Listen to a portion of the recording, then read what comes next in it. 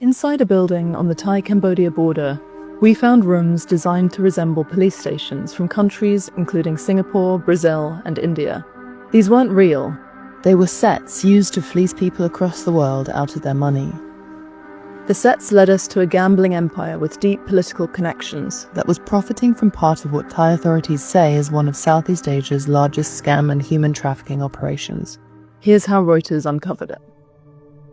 We've been investigating the fraud industry in Southeast Asia for several years. This is the multi-billion-dollar industry where gangsters operate scams, often from these enormous parks that exploit conflict in areas of poor governance.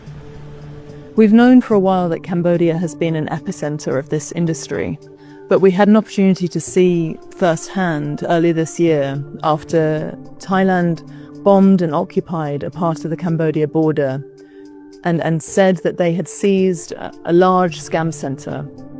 Thai troops said buildings in the area had been used for attacks during a border conflict, an assertion that Cambodia denies. The Thais were keen to invite the media to have a look, so we visited the site a couple of times, and we were able to see this enormous area used for scams. You could see soundproofed acoustic kind of booths that was designed for making fraudulent calls. We saw the diaries of scam logs.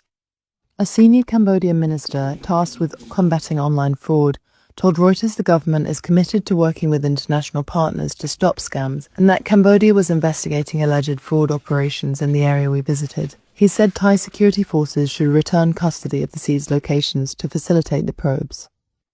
But one of the most important things we saw were documents relating to the operation of one particular site, how it worked, including a rental contract that gave us some clues about the ownership of the building.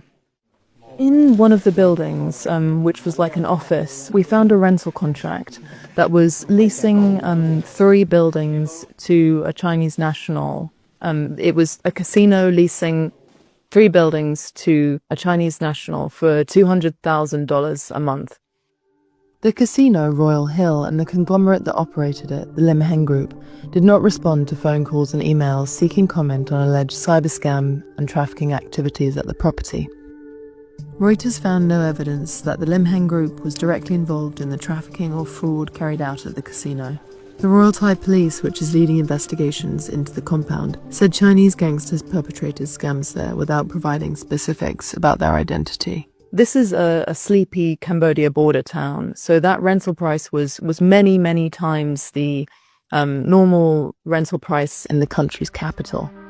We also found a number of other documents relating to that company on the site. And we looked in depth at the structure of the site, and you could see that there was a paved road connecting the casino to the scam buildings. It was all part of one site. So as part of our reporting, we spoke to an architect, and fortunately he agreed to analyze the dimensions and satellite images of the buildings. This compound alone is staggering. Thai officials told us that it housed about 3,000 people and it was part of a bigger 200-acre scam park. These are what researchers call kind of factories of fraud. They can be industrial sized and they steal staggering amounts of money. I think in 2024 alone, the US government said that $10 billion was stolen by scam centers in Southeast Asia from Americans alone. And it's not just Cambodia. Other countries are also involved, and the scam centers are often tied to casinos because that gives the operators a way of hiding their illicit profits, according to experts on transnational crime.